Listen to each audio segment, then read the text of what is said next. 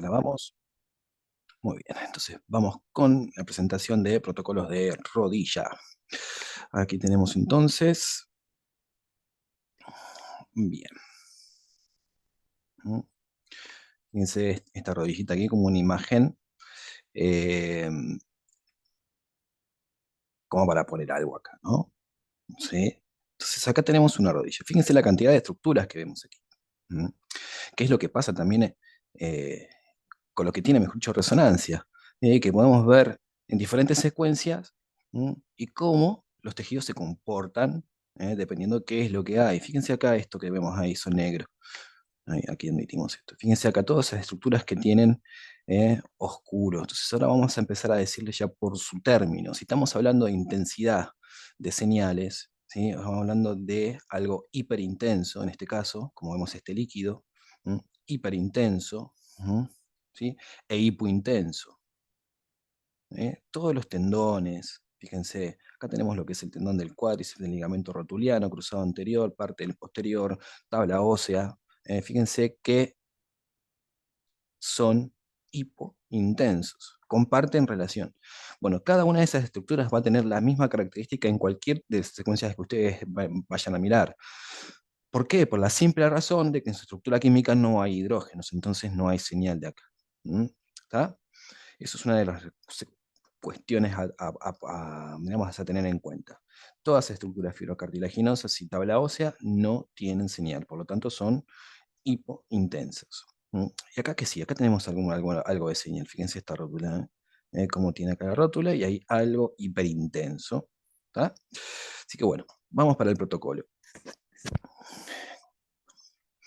Generalidades. Una clase primera, ¿no? Muchas generalidades. Protocolos. Todas las regiones a explorar van a tener su protocolo en particular. Estos protocolos se componen de secuencias. Cada una de esas secuencias va a ser elegida en un plano hacia esa región. Pueden repetirse planos y repetirse secuencia en cada uno de esos protocolos, ¿verdad? Entonces, la demostración de las secuencias utilizadas puede variar de acuerdo a una institución a otra. Esto quiere decir de que si van a trabajar en un lugar, los protocolos de rodilla de ese lugar pueden ser distintos a otro. ¿Mm? El protocolo que vamos a ver nosotros acá puede ser diferente a otro. Pero ¿qué es lo que no va a ser diferente? Vamos a seguir. Protocolos buscan estandarizar los métodos de adquisición, logrando calidad en todas las exploraciones. O sea, que cada una de las exploraciones que se haga tenga siempre la misma calidad, los mismos parámetros, la misma, ¿cómo decirlo? Parámetros extrínsecos que nosotros podríamos modificar, pero tienen que ser iguales, la calidad igual.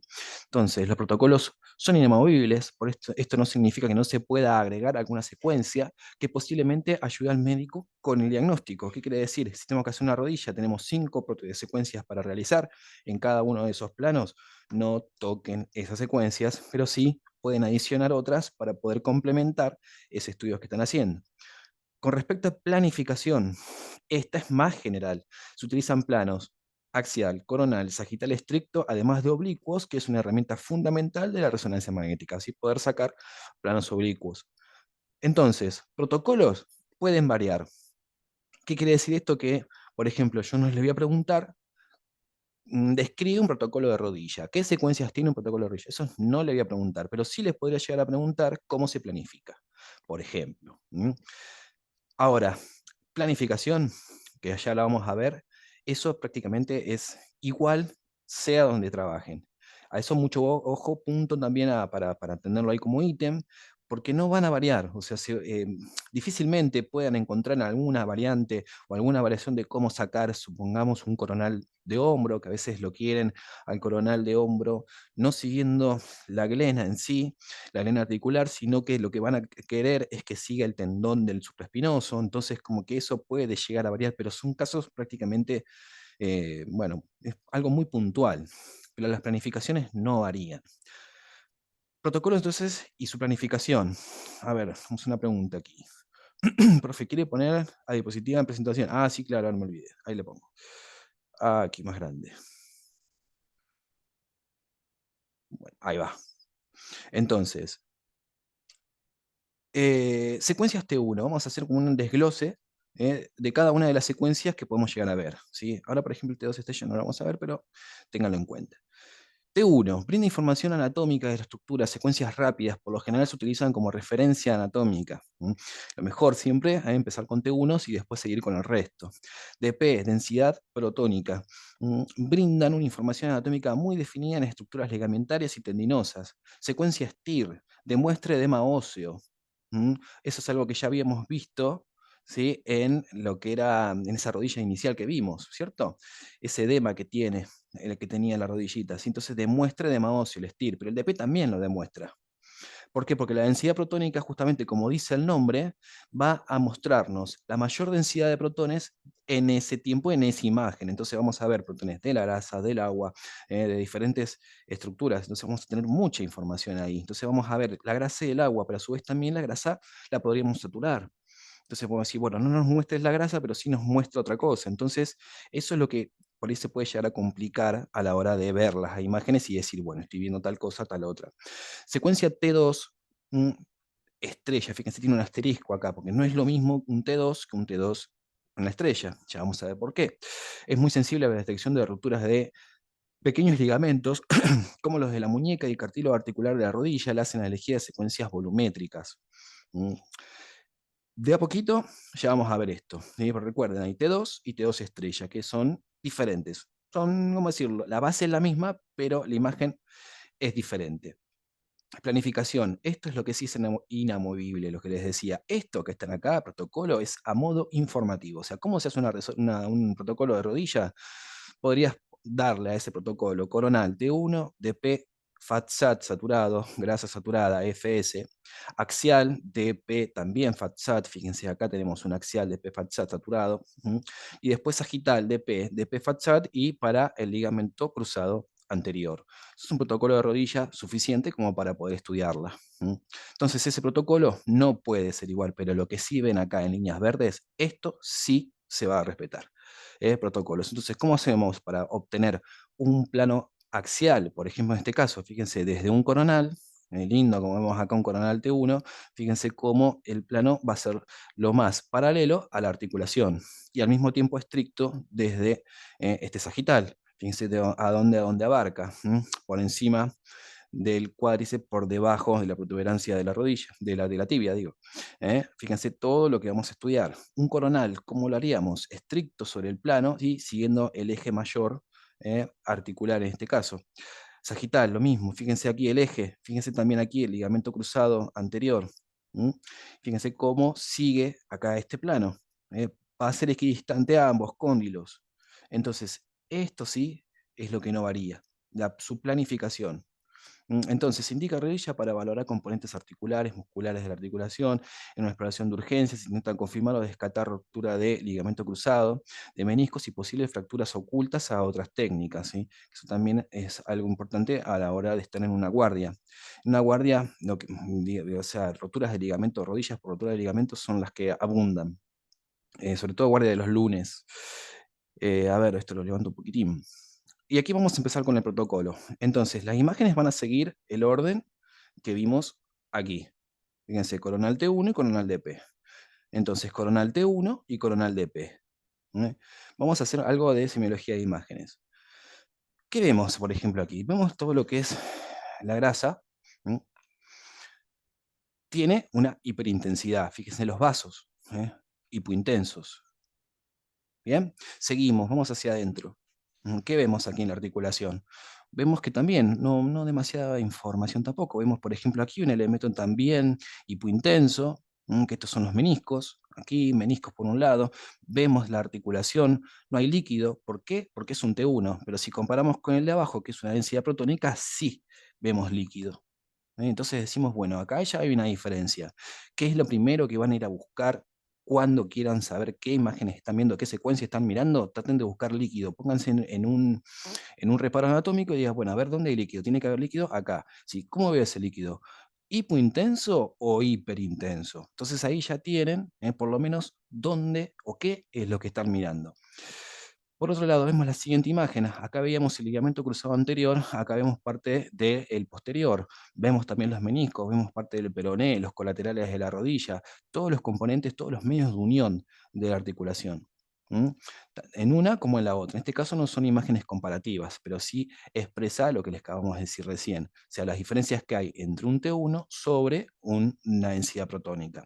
Planos coronales se utilizan para evaluar componentes de la articulación y sus medios de unión en forma comparativa. Serán los planos que demuestran lesiones en los ligamentos colaterales de la rodilla, en la alineación del eje mayor articular. Hablamos de este eje mayor articular, ¿sí? Si está correctamente alineado. También se les utiliza para evaluar meniscos, ligamentos interarticulares, ligamento cruzado anterior y ligamento cruzado posterior. En lesiones prácticamente, digamos, de impacto, o sea, de deporte, el ligamento cruzado anterior es el que se lesiona, ¿sí? El posterior raramente se rompe. Eh, Se rompen accidentes de tránsito porque el mecanismo de la lesión es distinto, pero el que se rompe con la mayor cantidad de veces es el cruzado anterior. Entonces, sin imágenes comparativas entre secuencias ayudan al médico a identificar lesiones y caracterizarlas, comparando las diferencias de relajación de los tejidos. Entonces, ¿para qué puede ser de utilidad esto? Fíjense por un lado el T1 y el T2 y ahora qué diferencias tenemos uno por sobre el otro. Fíjense T1 acá. ¿Y acá qué le pasa a este paciente? Tiene una lesión en la meseta tibial. Si al tener esa misión vemos que es una fractura encimada, una fractura conminuta. Vemos también además que está como algo como borroso. Vemos que hay cosas borrosas ahí en el hueso, hay hipointensidades que se corresponden con líquido. Pero acá, ¿dónde está el trozo de fractura? No se ve. Entonces ahí tenemos lo que es, o lo importante que es, ¿sí? Presentar imágenes en forma comparativas. Por un lado T1 y por otro lado otra secuencia, ¿sí? Contrastarla con la que obtuvimos. ¿Para qué? Para que haya más información. Entonces, el trazo de fractura no se ve. Entonces, la secuencia de P, FATSAT, no es la elegida para ver trazos de fractura, ¿sí? Pero el T1 sí. ¿Por qué? Por esta diferencia que tiene. El líquido es hipointenso. Entonces se demuestran imágenes de fractura de meseta tibial, trazos de fractura que demuestran un demarcado en T1 y abundante edema óseo, muscular adyacente a la lesión. Acá vemos también que el músculo tiene líquido en sus fibras. Sin ser claro, dice el trazo de fractura, que es lo que decíamos recién, que no vemos acá el trazo de fractura, pero sí vemos, por ejemplo, parte del cruzado anterior. Acá también vemos una partecita y parte del cruzado posterior. ¿Mm? Es una rodilla, obviamente, patológica lo que estamos mirando. TP, pero acá tenemos un plano axial. Eh, lo mayor, digamos, a ver, para identificar una secuencia de P, lo primero que tenemos que hacer es ver. ¿Sí? En este caso de FATSAT entonces es más fácil, porque está toda la grasa saturada. O sea, en el sentido de decirla, está toda la grasa saturada, podemos decirlo que no, porque no tienen la misma intensidad. Podemos decir que la grasa medular es más hipointensa que la grasa, diríamos, de los tejidos cutáneos. Entonces, podemos decir que hay una diferencia de señal, pero el color es gris oscuro, o sea, es hipointenso también. Acá tenemos lo que son los ligamentos de la pata de ganso. Entonces, una de las formas para ver un DP, identificar un DP, fíjense lo que le estoy marcando aquí, es el cartílago hialino. Esto se va a presentar en las secuencias de P, cosa en que en T1 no la van a ver. Ya después vamos a ver otros planos y van a ver ahí la diferencia. Entonces, demuestra entonces los planos axiales para qué, el estudio de la rótula por general, estudios también del ligamento, del cartílago hialino, y plano predilecto para la evaluación de la rótula y cartílago hialino junto con las inserciones de los tendones, parte de los ligamentos salares también de este lado y este otro, y bueno, todas las estructuras de los medios de unión de la rodilla. Acá, por ejemplo, entre el semimembranoso y el semitendinoso se genera una fricción y hay una patología bastante frecuente que es un quiste de Baker, que eso ya también vamos a verlo cómo se ve. Pasamos. Acá tenemos secuencias, imágenes, sagital, DP, sin saturar. El otro era FATSAT, ¿por qué? Porque estaba saturado. Veamos así, todo saturado, o sea, con diferencias hipointensidades, pero en fin, saturada. Acá estamos viendo, ¿sí? Una secuencia DP sin saturar. Vamos a decir, bueno, pero si yo estoy viendo acá, se parece bastante al T1. Y decís, bueno, ¿cómo puedo ver o cómo puedo diferenciar una de la otra? Si se parece bastante, ¿qué es lo que voy a buscar entonces? ¿Qué es lo que me dijo? Que mira acá, ligamento, ay, lo tengo con el ligamento, el cartílago hialino, fíjense, está hiperintenso. En T1 esto lo veríamos hipointenso totalmente. Entonces, ¿qué es lo que tenemos que ver si es una secuencia de P? Tenemos que fijarnos que haya diferencias entre las intensidades del músculo y de la grasa, y a su vez también tendríamos que buscar líquido. En este caso, en esta rodilla no tenemos mucho líquido como para ver, vos decís, bueno, a ver dónde vamos, ¿ves? Pero tenemos sí aquí un cartílago hialino hiperintenso que nos demuestra que estamos viendo un DP. Entonces, ¿qué es la imagen representativa en este caso? Fíjense, el cruzado anterior, y acá tenemos parte del cruzado posterior. Acá está pasando algo a este cruzado, ¿sí? Algo le pasa. ¿Qué le pasa? Vamos a ver una cosa. Por ejemplo, le voy a marcar esta parte. Fíjense este cruzadito aquí, fíjense a cómo son los tendones y los ligamentos, que son delgaditos, bien delineados. En cambio, en la otra que está esta que estábamos mirando recién, vamos a encontrar como que hay fibras que se van separando de ese ligamento. Entonces quiere decir que esta rodilla tuvo un esguince de rodilla, pero no fue lo suficientemente fuerte como para romper el ligamento, pero sí hay una lesión en el medio. Pero bueno, eso ya es parte médica, pero sí para entenderlo hay diferentes grados de lesión. Entonces, ligamento cruzado anterior, posterior, evaluación de los meniscos junto con los tendones y ligamentos. Se debe obtener al menos una imagen en donde el recorrido del ligamento cruzado anterior se encuentre completo, como criterio de buena imagen para la rodilla. Si una rodilla sin una presentación completa del ligamento cruzado anterior es una rodilla de mala calidad. Por eso la planificación, muy importante, que siga este eje. Para sacarlo todavía con más seguridad, siempre o se busca que se angule a lo que es el borde interno del cóndilo externo. Entonces, angularlo mucho hacia este lado. Entonces, en vez de seguir este plano, podría seguir también este. Pero, ¿qué es lo que le pasa ahí a esa rodilla? Que va a quedar un sagital como muy enlongado, demasiado. ¿Por qué? Porque está muy oblicuo el corte si hacemos o nos paramos sobre este reparo.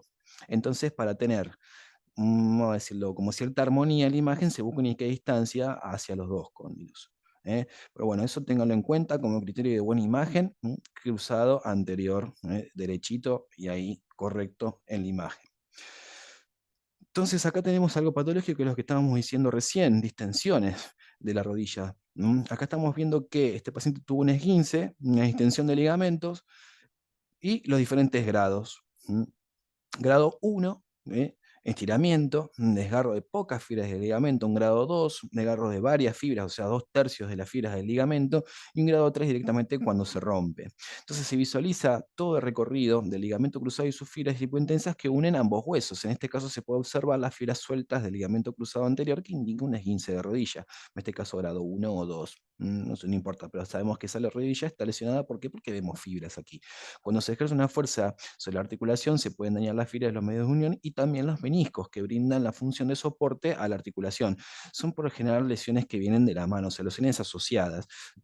Cuando hay un esguince de rodilla de grado 3, se rompe el ligamento y además también se rompe un menisco. Entonces son lesiones que vienen de la mano, porque es un mismo mecanismo. O sea, imagínense un mecanismo donde se trata de, donde se clava la rodilla, o sea, se clava el pie sobre la rodilla, se ejerce una presión y se gira sobre sí mismo. Entonces ahí tenemos lo que es una rotura y además también de girar sobre sí mismo va hacia adelante. Entonces ahí, crack, el ligamento se rompe. Eh, y ese mecanismo se repite, ¿sí? Hay inclusive también que se va hace un poco hacia atrás, depende también de cómo es ese mecanismo, y hace unas muescas en las mesetas tibiales. Entonces son todas patrones lesionales que podemos ir viendo, que vamos a ir viendo inclusive. Acá tenemos, por ejemplo, una imagen sagital. Vamos a decir también que es un sagital de P. Y acá también tenemos otra imagen que vamos a decir, bueno, a ver, es un coronal oblicuo. ¿Por qué lo que estábamos diciendo recién? Si hay una lesión del ligamento cruzado, podemos completarla con otro plano que confirme esa lesión. Y aquí lo vemos, ¿sí? Ligamento cruzado, roto directamente. No hay medio de unión. Acá hay una solución de continuidad y aquí la misma. Fíjense este detalle acá que hay en la imagen, ¿sí? Una férula. Tiqui, tiqui, tiqui, férula aquí. Es una lesión bastante importante. Entonces, las lesiones provocan una importante limitación funcional de pacientes al trastornar la marcha. La posibilidad de padecer alguna discapacidad funcional no son menores. Claro, este paciente hay que operarlo y rehabilitarlo. Entonces, es un tiempo bastante prolongado, diríamos, de recuperación. Observen la imagen solución de continuidad del ligamento visualizado en ambos planos. Ante la lesión del ligamento cruzado, es buena práctica realizar secuencias dirigidas con cortes finos al ligamento para mejorar su visualización, que es lo que tenemos en este caso, un oblicuo. Fíjense si lo vamos siguiendo de abajo a este plano oblicuo, ahí tenemos parte de lo que es la protuberancia anterior de la tibia, seguimos, tenemos parte de tibia y ahí viene recién ligamento, seguimos con ligamento, la parte rota del ligamento y seguimos hacia arriba, así parte de poplitea y parte de los músculos isquiotibiales, que vemos ahí. ¿Tá? Es un corte oblicuo. A ver, patrones lesionales, algo que veníamos diciendo recién.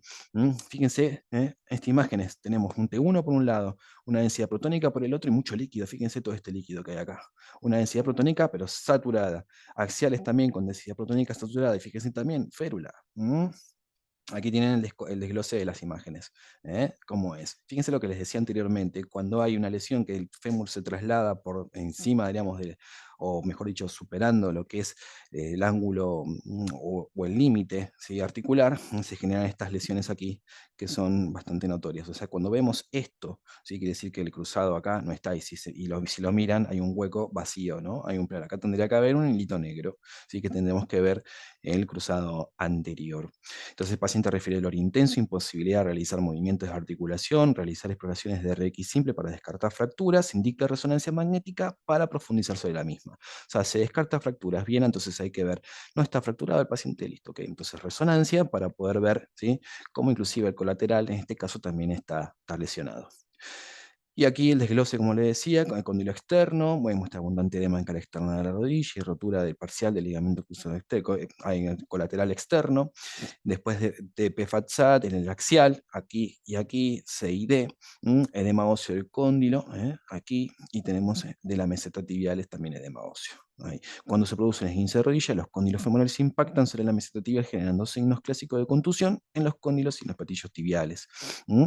Y también podemos completar que a este paciente, además de faltan los sagitales, ¿sí?, a veces inclusive el ligamento no se ve más, o sea, como que, vamos a decirlo, como que explota, todas las fibras hacen, no se ve más el recorrido. Entonces a veces hacer un plano dirigido a un ligamento estallado no tendría mucho sentido, ¿no? Pero bueno, ténganlo presente a la hora de poder realizar una resonancia así, digamos, de una rodilla traumática. Hacer otro plano que confirme también esa rotura que están ustedes observando. En este caso, estamos viendo algo en particular, que es justamente una cirugía y un neoligamento cruzado, ¿sí? O sea, que al paciente le hicieron una cirugía donde ingresaron por aquí abajo, taca, taca, y sujetaron el ligamento por acá arriba, y ahí vemos los dos tornillos que tienen. Entonces ya ahí tenemos, por ejemplo, metales dentro de la resonancia. Y fíjense qué pasa con los metales. Miren aquí, todo eso son artificios en la imagen, artificios o artefactos, no importa cómo quieran decirlo, es lo mismo, que vemos una deformación de la imagen. Son deformaciones generalmente redondeadas, en donde vemos una ausencia de señal o en su defecto un doblez de esa señal. Se interpreta de esa forma un objeto metálico en resonancia. Ambas, o mejor dicho, las tres imágenes son densidades protónicas. Entonces, reconstrucción del ligamento. Observen una imagen, ingreso a la cavidad articular, desde aquí abajo, ¿sí? Fíjense aquí todo el ligamento nuevito, ¿sí? Acá está pasando algo.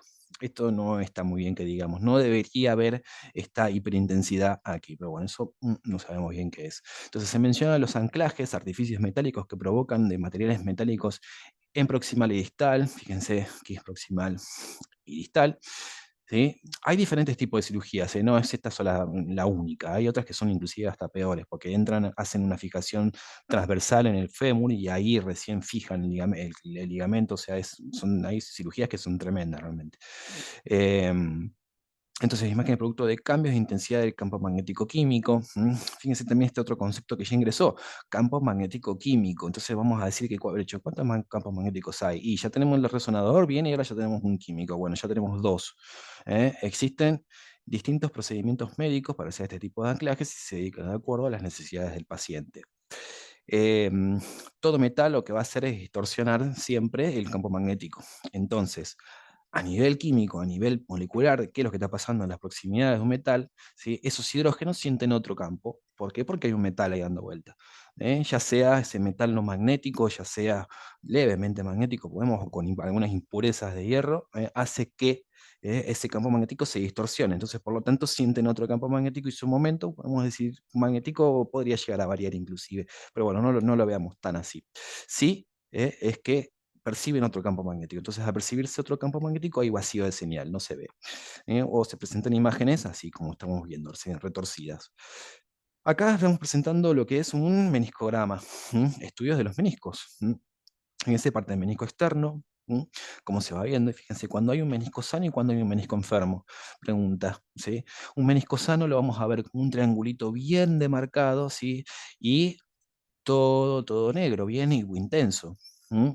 Ahora, cuando tenemos partes adentro que cambian o hiperintensidades, eso que nos está queriendo decir de que si digan, ese menisco está roto, o bueno, no roto en sí, está enfermo. ¿Sí? Porque puede haber degeneraciones que son intrasustancia del menisco, o puede haber directamente lo que son cortes, o sea, lesiones dentro de ese menisco, que se ven como, por ejemplo, pueden ser cortes transversales, cortes longitudinales. Ya vamos a ver algún caso. Entonces, meniscograma, presentar siempre los meniscos desde afuera hacia adentro. Fíjense, se observa la altura, es muy importante eso para el médico, ver la altura y la presentación de un meniscograma para imágenes. Fíjense acá, un sesamoide, hay un accesorio que tenemos en uno de los tendones. Ejemplo de la tríada de Donoghue, ¿sí? En donde se rompe el colateral interno, menisco interno y el ligamento cruzado anterior. Fíjense, tres cosas se rompen. En este caso, en esa lesión que es justamente una torsión hacia un lado de la rodilla, hacia el lateral. ¿Eh? Em, Seguimos pasando. Síndrome meniscal. Uy, o sea, de las clásicas que van a encontrar. Solicito resonancia de rodilla derecha. ¿Sí? Diagnóstico, síndrome meniscal. Entonces, también si ustedes están trabajando en resonancia van a querer sacar o extraer la mayor cantidad de información posible y hacer una correcta anamnesis a ese paciente, decir, bueno, a ver, ¿qué le está pasando? Entonces tienen que interrogarlo. En algunos lugares tienen que ustedes interrogar al paciente. Entonces decirle, bueno, a ver, ¿qué le pasa en la rodilla? Bueno, cuénteme, ¿a dónde le duele? Primero, punto, marcan dónde le duele. En músculo esquelético se suele marcar con vitamina o la lesión, que eso también ya lo vamos a ir viendo. Se suele, al punto doloroso se le coloca una vitamina y se marca a dónde le duele el paciente. ¿Mm? ¿Qué más vamos a preguntarle? ¿La rodilla se le traba, cruje, está estable? Toda esa información nos va dando a nosotros puntos a dónde va a decir, bueno, a ver, ¿con qué nos vamos a encontrar? Además del diagnóstico presuntivo. Entonces también, a la hora de realizar el estudio, siempre bioseguridad de la mano y además de esa bioseguridad en mano, ¿sí? Orden médica de qué es la solicitud y su diagnóstico presuntivo. Si no la tienen, el diagnóstico presuntivo se lo averiguan. Es muy importante que ustedes sepan qué es lo que están haciendo, no convertirse, como decirte, bueno, pasa uno, tengo que hacer tal cosa, no, o sea, saber lo que están haciendo porque eso evita errores a futuro, ¿sí? Porque no van a querer que después le reciten a un paciente porque obviaron alguna que otra, ¿cómo decir? Dato o varios datos, ¿sí? Y aplican los mal de protocolo. Entonces eso no van a querer hacer que les pase. Entonces siempre recabar información. Anamnesis es un tema muy importante. Entonces, cada rodilla tiene dos piezas de cartílago, de que ya sabemos, ¿sí? De que son los meniscos aquí, los tipo cojinetes, que utiliza, no, que utiliza no, digamos, que están entre los dos huesos para justamente amortiguar a la rodilla. Un menisco desgarrado causa dolor, hinchazón, rigidez, también puede sentirse un bloqueo en el movimiento de la rodilla y tener problemas para extenderla completamente. Fíjense, cuando veíamos un menisco sano, veíamos un triangulito perfecto negro. Fíjense acá, crack, una lesión en el medio. ¿Sí? Acá tenemos lo que es una lesión longitudinal, o sea, abarca esta región. O sea, el menisco está roto así, no está roto de esta forma en vertical. Entonces, eso tiende a soltarse. Que acá vamos a ver una imagen. Fíjense acá, un signo de doble cruzado posterior. Esto es menisco, no es ligamento cruzado. Eso lo que es una lesión meniscal en asa de cubo. ¿Qué es lo que más o menos veníamos diciendo recién? Desgarre dispone de diferentes posiciones, se generan síntomas específicos, dolor, hinchazón, rigidez, también se puede sentir bloqueo. ¿Mm? Antes de realizar un estudio es muy importante recabar información sobre los signos y síntomas que refiere el paciente. Una correcta anamnesis permite sumar datos para realizar el estudio. En este caso, miren, tenemos una imagen de un resonador abierto. Comparamos. vamos para fíjense la calidad, digamos, aquí que estamos viendo, de sagitales de P. Acá tenemos otro, sagitales de P, miren qué lindo cómo se ve la potencia del equipo, y hace que versus un resonador eh, abierto, cae bastante la resolución. Igual es una buena imagen, así que eso no es mucho problema, pero sí hay diferencias. Es más, hay técnicas que no se pueden hacer directamente en un resonador abierto. Tenemos aquí algo que les decía también. Esta masa, fíjense, hipointensa aquí, es un quiste de Baker enorme, inmenso que tiene el paciente. Y vemos parte de lo mismo. Estamos viendo un DP saturado y un coronal T1, vemos parte de los meniscos y vamos a decir qué le está pasando a este paciente que tenemos acá, por qué lo tenemos ahí. Entonces, coronal T1 se visualiza fractura de la cabeza del peroné, fíjense aquí este tracito pequeñito, pero está ahí. ¿Mm? Y la lesión ha pasado desapercibida a otros métodos de diagnóstico por imágenes. Claro, porque cuando se ve en ese RX que le hicieron al paciente, no hay una esta fractura que no tiene desplazamiento, entonces se ve que está todo bien, ¿sí? Pero no, puede llegar a haber fracturas. Y hay casos que pueden ser demasiado complicados, o se puede complicar mucho hacia futuro. Cuando hay, por ejemplo, fracturas del hueso escafoides, que también pasan desapercibidas por la forma del hueso, por la disposición que tiene, además también por ser un hueso así muy esponjosito, diríamos, se fractura, se rompe, ¿m? Pero no se desplaza. No hay fracturas con desplazamiento, entonces no se ve, no se aprecia esa lesión. Entonces, el paciente, ¿qué es lo que empieza a pasarle? Él empieza, sigue doliendo la muñeca, le sigue doliendo la mano, bla, bla, bla, bla, hasta que llega un punto, ¿sí? Que parte de ese hueso empieza a morir, porque hay una arteria ahí que va a irrigar lo que se va a romper, entonces hay partes del hueso que no empiezan a irrigarse y se le termina anecrosando el hueso. Y se muere. Entonces, el paciente hay que sí o sí operarlo. Entonces, también hay que tener en cuenta, ¿no? Esta gran característica, o mejor dicho, gran facultad que tiene la resonancia magnética de poder evidenciar mm, lesiones ocultas. Y acá tenemos, por ejemplo, un caso donde hay una pequeña lesión, ¿sí? Una fractura del peroné, pero que en resonancia la podemos ver. Secuencia entonces T1. Bueno, ahí está, dejamos de presentar. ¿Preguntas sobre esto? Protocolo de rodilla. Vamos a la parte nuevamente aquí de la planificación. Soy todo oídos, los escucho. Fui un poquito rápido, me parece, pero bueno, a ver, también es la primera clase. Entonces, como para redondearlo, ¿m?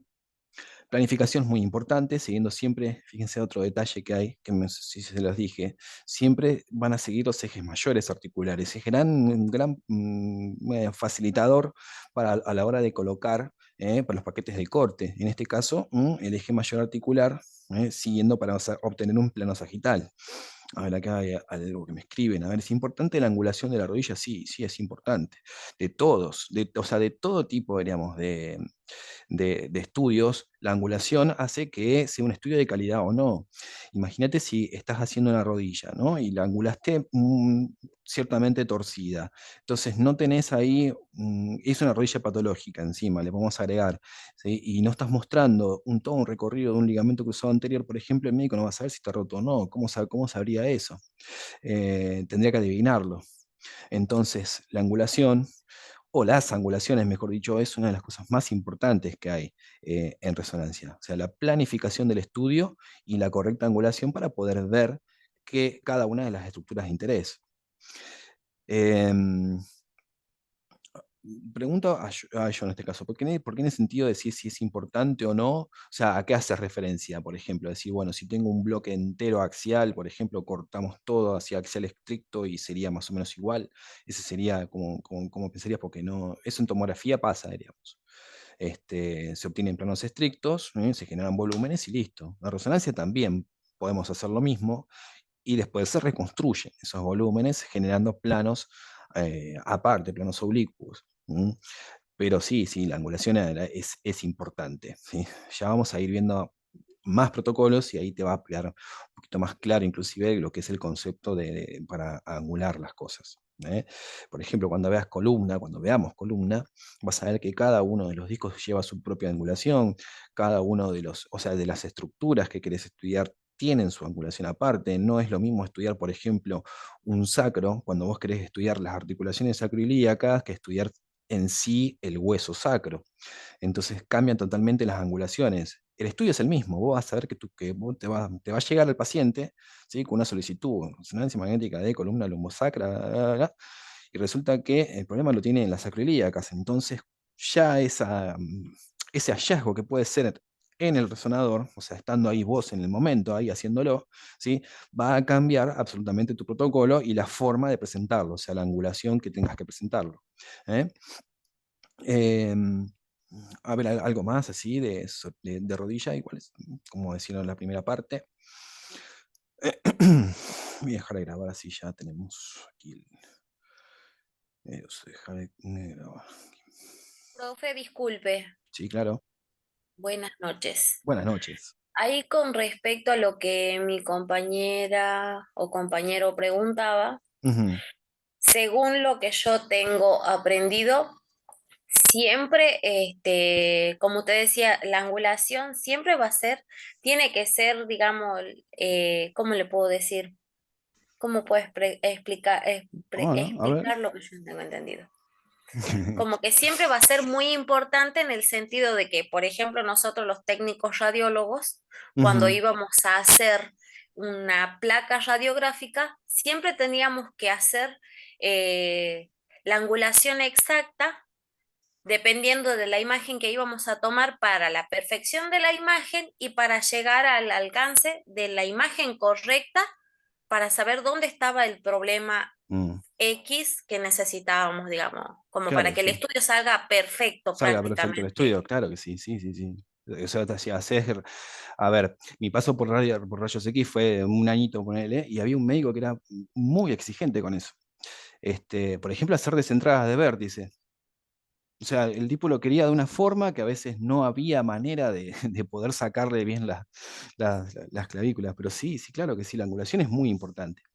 Em, Cada parte, Claro, digamos, porque, sí, a ver, y dime, dime. había muchas veces de que, bueno, a mí en mi caso, por ejemplo, me pasaba que por ahí te pedían una, no sé, una placa de tórax, pero te pedía la técnica X, por ejemplo, Ujú. pero vos podías hacerla de otras maneras y sacabas la misma placa X.